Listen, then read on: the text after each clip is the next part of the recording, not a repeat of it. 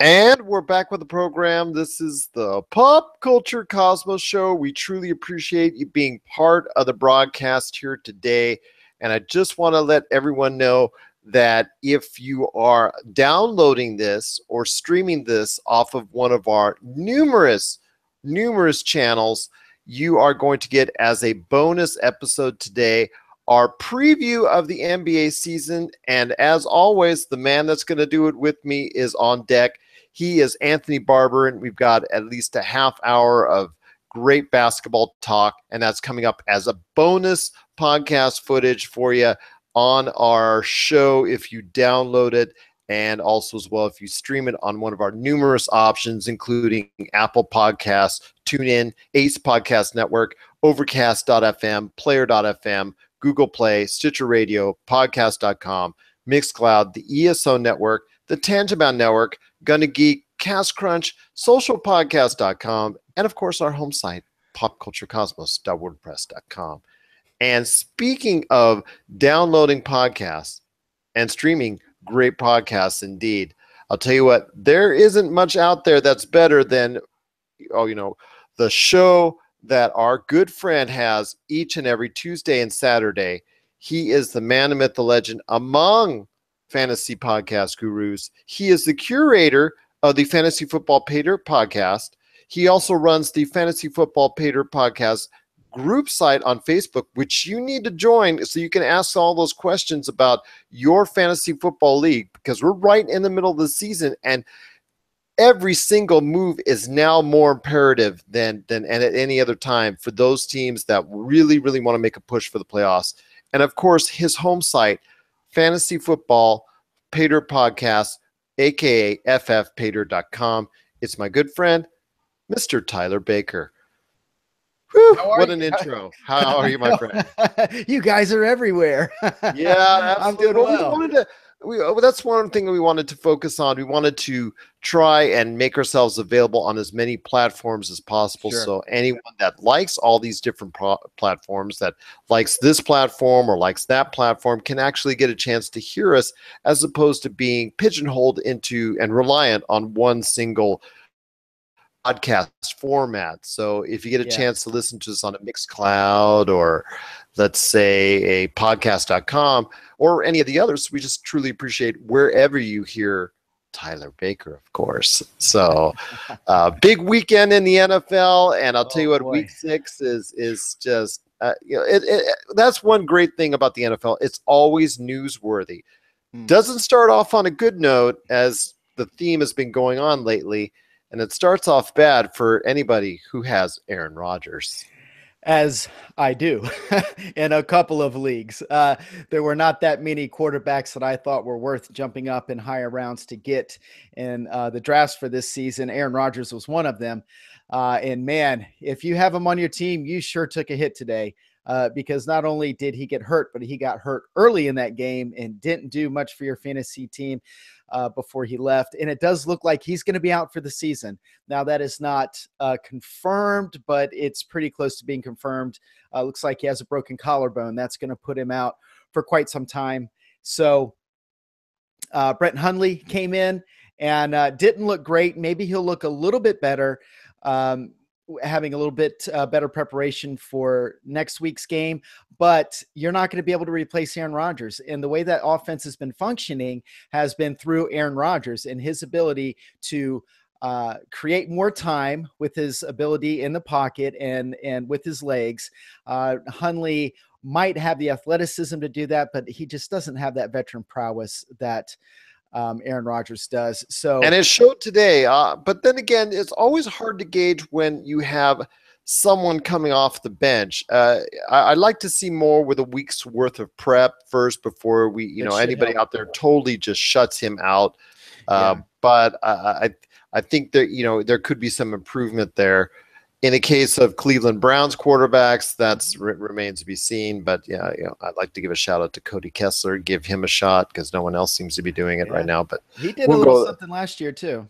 Yeah, he's okay. He doesn't have the arm that Hogan or Kaiser does, but I will say this: he is very accurate with his passes. He's very much a game manager, dink and dunk type quarterback. So he's very accurate. So he will at least reduce the number of interceptions. So if he ever gets a chance, keep an eye out for him. But that's just me. But, going back into what's going on, there was a running back that a lot of people were kind of just, well, he got traded, but don't expect much out of. Yeah. Got a surprise out of Adrian Peterson today, didn't we? He surprised. I encouraged my viewers, of course, to go after him, but temper expectations, especially starting out. He's been with the team for less than a week. And man, for as bad as that team has been run blocking, they actually opened up some holes today. Maybe that's what a guy like Adrian Peterson brings to the locker room. Losing David Johnson, I'm sure, kind of took the confidence of that offensive line down a little bit, especially when they went and got Chris Johnson off the couch and brought him in to run the ball.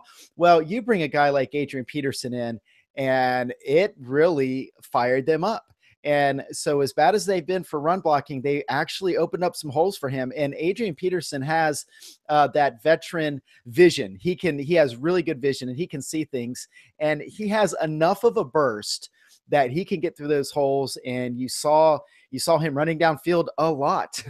And I'll tell you what, that puts a lot of people on notice that maybe this Arizona offense is more dynamic now and is, as Adrian Peterson gets more in tune with that offensive line and they get things going in the running game, that's really going to open up things in the passing game for Carson Palmer as well. So this offense could be on the upswing. Well, I know there was two things that stuck out to me, that Carson Palmer was leading not only the NFL, but he was actually at a pace that was exceeding anyone else ever as far as the number of pass attempts, which tells me he was back on his heels a lot. And you and I had discussed previously how bad that line is. What was the change that caused not only for 38 points out there for the Arizona Cardinals, but such a great day for opening up holes for Adrian Peterson as well? Well, I haven't watched that game film. I did see some of the highlights. It looked like Tampa Bay just didn't do a good job. And it was a little surprising because they got a couple of guys back on that defense, a couple of starters back, and I would have expected a much better performance. I'm definitely going to go back and watch that game, watch it closely to see what they were doing that allowed Adrian Peterson to do what he did. Because even in the runs that I saw, he looked good. He didn't look great. You didn't see great speed. You did see great vision, and you expect that. But there was, like I said, enough of a burst there to take advantage of the holes. But it looked like that there were some pretty big holes that Tampa Bay was giving them. It sounds like indeed. I mean, Adrian Peterson's not a small individual, so it definitely has to be some large holes that were created in that defense. I will say there were other things that stood out as far as week 6 in the NFL. Some great performances indeed. Le'Veon Bell, I think that was another name that's been bandied out, has a good, strong game today. But what also stood out to you as far as great things are concerned? And just forgot to mention, this is Tyler Baker once again from the Fantasy Football Paydirt Podcast. You got to check out his show every Tuesday and Saturday on Apple Podcasts, Libsyn, Player.fm, also as well, Overcast.fm, and actually a couple more as well, as I just found out. If you look at ffpaydirt.com, I checked it out the other day, and I'm looking on the right-hand side, like, oh, there's even more, correct? Stitcher, SoundCloud, as many platforms as I've been able to get onto. And just like you said earlier, people use different mediums to get their podcasts. And I sure don't want anybody to miss out on a great podcast, an opportunity to help better their fantasy team. So I get on as many of them as I can find. Well, that's awesome indeed. And you got to check out his podcast and keep up with it to get the latest on fantasy football each and every week. But also as well, check out his Fantasy Football Paydirt Podcast group site on Facebook so you can ask those pertinent questions and make those lineup changes or discuss those pending trades that you have in your fantasy football league. What other changes or what other games stood out to you as far as maybe performances that stood out to you actually that really, really made fantasy football owners happy, but also showed a promise for future going forward? Well, I did notice in New England, they have a bit of a muddled backfield there with James White, Mike Gillislee, Burkhead, and Deion Lewis. Now, Deion Lewis, I think, is the most talented running back they have, and he has barely touched the ball so far this year. Today, he did get 11 rushes, got 52 yards and a touchdown out of it. Now, I've heard it rumored. Now, if you try to anticipate what Belichick is doing, that is pure folly. But it has been speculated that the team has been saving Deion Lewis, trying to keep him fresh, so that at the end of the year and going into the playoffs, he's going to be a bigger part of the game plan. So this could be an indication moving forward that they're going to get him a little bit more involved. Again, trying to guess the volume there in that running game is just going to be difficult. We did see a little bit of life out of Miami against an Atlanta team that they beat them. I mean, well, it started off actually the same old story for Miami, but they came strong in that second half. They sure did. Well, something that they've done different in this game that they've done in previous games is they gave Jay Ajayi the ball 26 times. If you want to get this offense going, you have to give your best player the ball. And in previous games, he was getting 12, maybe 15 runs. Well, you can't really establish a rhythm like that. In this game, they did give him the ball 26 times. He pulled 130 yards out of that. He didn't score, but I'll tell you, if you're a Jay Ajayi owner, you like to see finally some return on that draft investment that you made on him. So that was encouraging to see. And like you said, Le'Veon Bell, he is really starting to drive that offense again. It took a little bit of time for that to happen, but it looks like that he's kind of the straw that stirs the drink there. Now, we also had another quarterback injury in Tampa Bay. Jameis Winston went out with a shoulder injury. Saw that. That was very, very unfortunate. I've seen that a couple times, more than a couple times in the past 3 or 4 weeks, where they just get hard as they're rammed to the ground on that shoulder. Yeah. The x-ray showed no damage. He was warming up on the sideline throwing balls, but he just wasn't quite there. So Ryan Fitzpatrick had to come in and finish the game for them, almost pulled it out. But it's been reported that the injury is not serious. He is expecting to play. They are going to give him an MRI tomorrow, I guess, to check all the soft tissues around that shoulder to make sure that everything is okay. But even though he was knocked out of this game, it looks like that he is good to go. But still, that's something to take a look at, because those Sure. shoulder injuries can be lingering, correct? They can, and they're going to get an MRI tomorrow to find out exactly what's going on there so that they know how to proceed in practices next week tomorrow or next week in the practices next week. So, and then what else? Finally, is there any other performances out there that were really good? I'll tell you what. Right now, one of the leading fantasy getters for me as far as overall MVP is a guy that I have, Mr. Kirk Cousins. Oh yeah, Kirk Cousins. Well, right now they're a little light at running back, but even when all those running backs are healthy, I think they're still light at running back. Jay Gruden, I know, likes to run the ball, but when it really gets down to it, Kirk Cousins can make things happen. And today, but Thompson as well, Chris Thompson. Oh, yeah, he's not a great runner, but over 100 yards receiving, that's what he really does best. Mm-hmm. Well, if they can find ways to attack you, now they do have some good targets on the perimeter, big guys in Terrell Pryor and Josh Doxson, and those guys demand attention, and that opens up the middle of the field. If Jordan Reed was playing, you would probably see a lot less Chris Thompson because those middle of the field passes are much easier for any quarterback, but especially Kirk Cousins. He's not known to go through his entire progression really well. So he tends to go to the check down a little bit more than maybe some other quarterbacks, but it works when you have a guy like Chris Thompson in the middle of the field, or Jamison Crowder, who's been really quiet this season, and Jordan Reed. And when Jordan Reed is out, of course, that's Vernon Davis. But also in this game, we saw on the San Francisco side of the ball, we saw Brian Hoyer getting benched. And rookie CJ Beathard came in. he didn't look that bad. So if you are looking for a quarterback replacement for an Aaron Rodgers, or maybe if you want to make sure that you've got Jameis Winston well backed up, or you're in a 2 quarterback league, CJ Beathard is somebody that is worth consideration. He was 19 for 36, 245 yards, a touchdown, and an interception. Not too bad for a rookie coming in. He almost got them back to a victory. He did. And he looked pretty good doing it. So, of course, this is a very small sample size from a rookie, but they made a change at quarterback in the first quarter of that game. And by the way Beathard played, I don't think Brian Hoyer gets back into the starting job there. One last thing I want to ask you, and I want to make sure that everybody out there gets that's really tuned into the Kansas City Chiefs as far as their situation concerned. Their season was great. Their season was going along, just humming along. Everything was great, but they hit a buzzsaw today, and everyone involved, as far as from the offense to the defense, really didn't perform today.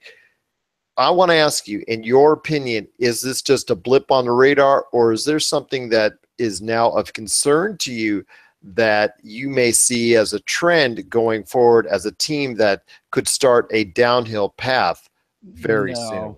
No, I think they're fine. Pittsburgh, for as bad as they've been lately, you almost knew they had to come back. I mean, it's Pittsburgh. They're a good team. That's a good organization. They have excellent players. And this was the game that they bounced back. Pittsburgh went on the road into Kansas City and beat them and looked pretty good doing it. Now, some things that I noticed at Kansas City, they weren't running the ball. And if you have a guy like Kareem Hunt, you need to get him a lot of touches. He had 9 carries today, 9 carries for 21 yards. So I think what they did is they got away from what they've done best. And it's not like Pittsburgh is so great against the run. They're not that great against the run. So I think, unfortunately, Kansas City just found themselves in a situation where they were getting away from what they do. Now they are dealing with Chris Conley's injury. He couldn't play. And then Albert Wilson, the guy behind him, couldn't play. So you're looking at the number 3, or actually the number 4 receiver on that team was starting. Tyreek Hill got banged up and had to leave this game for a little while. So I think that this was just a bad game for a good team. This is their first loss this year. Certainly not anything to get too concerned about, but I think what you're going to see is you're going to see Kansas City come together, regroup, figure out that they need to run the ball, do what they do well, misdirections, run the ball well. If they get back to that formula, I think they'll be just fine. That is awesome insight indeed. And he is really the only man that can do it. Well, actually, there's lots of other people who can do it, but no one does it better than Tyler Baker of the Fantasy Football Paydirt Podcast. I am getting a check in the mail, by the way. A big one. I'm just kidding. Fantasy Football Paydirt Podcast. You got to check it out. Every Tuesday and Saturday, new episodes hit on Apple Podcasts. Also as well, Libsyn, Overcast, Player.fm. He also mentioned SoundCloud. Also, what else? Stitcher as well. Just a great lineup of places where you can get the latest as far as fantasy football information and advice. And if you have even more of a need to go with your lineup changes or whatever help you need with your team, check out the Fantasy Football Paydirt Podcast Facebook group. And also as well, check out his great articles on ffpaydirt.com. Tyler, my friend, it's always great to talk to you. I look forward to week 7 in the NFL. We're starting to get a little serious here, I'm telling you. Yeah. We're starting to. You just have to roll with the punches. You have to roll with the punches. My Tuesday podcast is going to be important to listen to because I'm going to get a little bit more in depth on how to deal with some of these injuries. And then you mentioned the Facebook group. I think that's the best tool that I have to really help people better manage their team. It's kind of hard to do a podcast and speak to everyone. You just can't do it. So that's why I really appreciate when people come to the Facebook group. That's the best way to get personalized advice for your team. And I also want to stress to everybody out there that there is still time, even if you are sub 500 team right now, to make those changes, to make those little additions and subtractions, and also as well, maybe possibly even trades that you can work out that will help your team get you over the hump and get you back into that playoff race, because there is still time. Both myself and I'm sure Tyler as well have had those situations where you're 2-3, 2-4, let's say 3-4 in that range, and you think you're just about ready to throw in the towel, but all it takes is a couple tweaks, correct? And your season can be totally turned around. Every single year in every single league, there are a couple of teams that get into the playoffs barely over 500. It always happens. There's always that middle, those middle teams fighting for those playoff spots. It's not too late. It's really not too late. And if you can just gain every single little advantage you can every single week, it could pay off. And what happens to that sometimes is that those teams have such momentum going in, they have sometimes even a greater advantage over teams that have those stellar records. I've seen performances with 500 teams or just a little bit above beat handily these teams that are 10-0, 11-1, 12-2, whatever, and they're beating those teams in the playoffs because different factors, maybe not paying attention, because those teams that made those changes and made the effort and got the advice that they needed, it paid off and paid off in the long run. And if you want to get the advice to help your fantasy football team, you got to go check out the Fantasy Football Paydirt Podcast, the Fantasy Football Paydirt Podcast group on Facebook, and of course, ffpaydirt.com, all run by this man right there, Tyler Baker. Tyler is always my friend. I love coming on your show. I love listening to the show. Really, really enjoy being a part of what you guys are doing. Well, you're certainly part of the team now, and I tell you what, it's sorry, you just gotta you're stuck with us. Like peanut butter on bread. You're stuck. I'm sorry. Or even when it gets into the roof of your mouth, you're just like it's not coming out anytime soon. You're stuck with us right here at the Pop Culture Cosmos. I love it.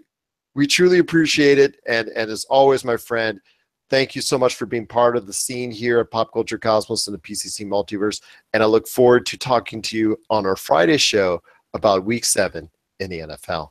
Looking forward to it. Take care, my friend. You too. All right. Always great to hear from you.